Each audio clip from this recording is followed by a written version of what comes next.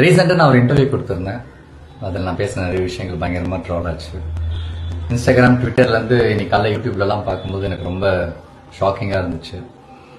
யாரெல்லாம் நான் ரொம்ப மதிக்கிறனோ, நான் யாரோட கருத்துக்கெல்லாம் கரெக்ட் இவ்வளோ நாள் என் ஃப்ரெண்ட்ஸ் கிட்ட பேசிகிட்டு இருந்தனோ, அவங்க எல்லாருமே என்னை பற்றி பேசியிருந்தாங்க. அவங்க ஒரு செகண்ட் நினச்சிருந்தா மகேந்திரன் இதை சொல்ல வரல, இதை தான் சொல்ல வந்திருந்தாரு அவங்க சொல்லி வச்சலாம். பட் அவங்க சொல்லலை. It's okay. இது நான் தானே பேசுறேன் சார், சின்ன கிளாரிஃபிகேஷன் வீடியோ கொடுத்துடலாம். அண்ட் என்னோட மக்களுக்கு நான் என்ன சொல்ல வந்தேன்றது கரெக்டாக சொல்லிடலாம் அப்படின்றதுக்காக தான். கேள்வி கேட்டால் கரெக்டாக வந்துருமா நான் கேட்டேன். நான் யாரை பார்த்து கேட்டேன் அப்படின்னா, மின்சாரத்தை வச்சு அரசியல் பண்ணுவாங்கல்ல, மக்களுடைய ஃபீலிங்ஸை வச்சு அரசியல் பண்றவங்க, அண்ட் கடைசி வரைக்கும் கேள்வியை மட்டுமே கேட்டுட்டு இருப்பாங்கல்ல, அவங்கள தான் நான் கேட்டேன். அது வெகு சில பேர் இருப்பாங்க, அவங்கள தான் கேட்டேன். நீங்க கேள்வி கேட்டால் கரெக்ட் வந்துருமா. அதுக்கப்புறம் 6 மாசம் டைம் கொடுங்க, நீங்க கேள்வியே கேட்காதீங்கன்னு நான் ஏன் சொன்னேன் அப்படின்னா, அண்ணா ஆட்சிக்கு வரும்போது எனக்கு ஒரு 6 மாசம் கால அவகாசம் கொடுங்க, நான் கண்டிப்பா எல்லாத்தையும் கரெக்டா செட் பண்ணி உங்களுக்கு ஒரு நல்ல ஆட்சியை நான் கொடுப்பேன் அப்படின்னு அவர் சொன்னார். அவர் மேல இருக்கிற நம்பிக்கையில, அன்புல, அவரே கேட்டிருக்காரு, நம்மளும் கேட்போன்ற ஒரே சென்ஸ்ல தான் நானும் சொன்னேன். அவர் 6 மாசம் டைம் கொடுங்க, கேள்வி மட்டுமே கேட்காதீங்கன்ட்டு. அது வெகு சில பேர், பொதுமக்கள் கிடையாது. அண்ட் அப்புறம் இந்த சோலார் சிஸ்டம்லாம் சொன்னேன்.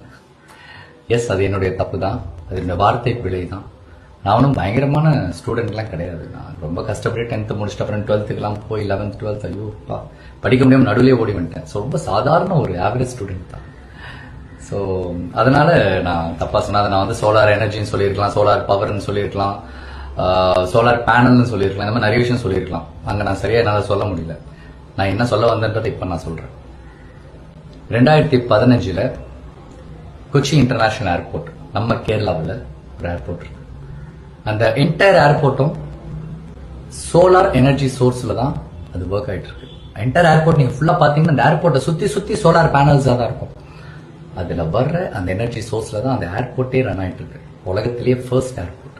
நான் அதை பார்த்திருக்கேன். நான் அப்ப நினைச்சிருக்கேன், ஏன் நம்ம தமிழ்நாட்டில் இந்த மாதிரி எல்லாம் இல்ல, நம்ம கிராமத்துல எவ்வளவோ மக்கள் கஷ்டப்பட்டு இருக்காங்களே, அங்க ஒரு கவர்மெண்ட் செஞ்சுதே, இந்த நம்ம ஊர்ல கவர்மெண்டே செய்யலையா அப்படின்னு நான் நினைச்சேன். அப்புறம் பார்த்தா 2011 அன்னைக்கு சிஎம்ஆ இருந்த ஜெயலலிதா அம்மா அவங்களோட வீட்டு மனை திட்டத்துல வீட்டுக்கு மேல சோலார் பேனல்லாம் வச்சு செட் பண்ணி ஒரு டெக்னாலஜி இன்ட்ரோடியூஸ் பண்ணியிருக்காங்க. ஏன் பண்ணாங்க? மக்கள் கரண்ட்ல அந்த நேரத்தில் கஷ்டப்படக்கூடாது, அவங்களுக்கு இந்த ஃப்ரீ சோர்ஸ், இந்த ஃப்ரீ எனர்ஜில இருந்து எலக்ட்ரிசிட்டி வந்துட்டு ப்ரொடியூஸ் ஆகும், இதுல மக்கள் ஓரளவுக்கு பயனடைவாங்கன்ற ஒரு டெக்னாலஜி. அன்னைக்கு நம்ம அதை ஃபாலோ பண்ணி தான் இன்னைக்கு இந்த 2026 நம்ம டெக்னாலஜி நல்லாவே நம்ம அதை புரிஞ்சிருப்போம். அதெல்லாம் நம்ம மிஸ் பண்ணிட்டோம். இதெல்லாம் தான் நான் சொல்ல வந்தேன். அப்புறம் சொன்னேன், என் வீட்டுல இருந்து கரண்ட் எடுத்துக்கணும். நான் எப்படி என் வீட்டுல இருந்து கரண்ட் எடுத்துப்பாங்க? என் வீட்லயும் கரண்ட் எடுத்தாலும் எடுத்துக்கோங்க, நான் இப்படியே இருக்கேன், கஷ்டப்படுறேன், இந்த மக்களா கஷ்டப்படுறேன்னு தான் நான் சொல்ல வந்தேன். இந்த மாதிரி நிறைய விஷயங்கள் பயங்கரமா தப்பா கன்வே ஆயிடுச்சு.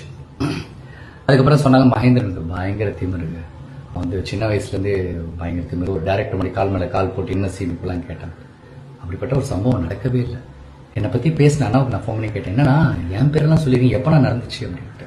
அப்ப சொன்னா, இல்ல மகேந்திரா, உன்னை எனக்கு சின்ன வயசுல இருந்தே தெரியும், நான் சும்மா இதை விளையாட்டுத்தனமா பேசி சும்மா ஒரு ஃபன்னுக்கு அப்படி பேசிட்டேன் அப்படின்னு. சரி, நான் பரவாயில்ல, நான் விட்டுட்டு 2 வருஷம் ஆச்சு. இன்னைக்கு நீங்க அதையும் கிளறிட்டு இருக்கீங்க. மகேந்திரன் திமிரு, ஆட்டிடியூட், அவன் யாருமே மதிக்க மாட்டான்.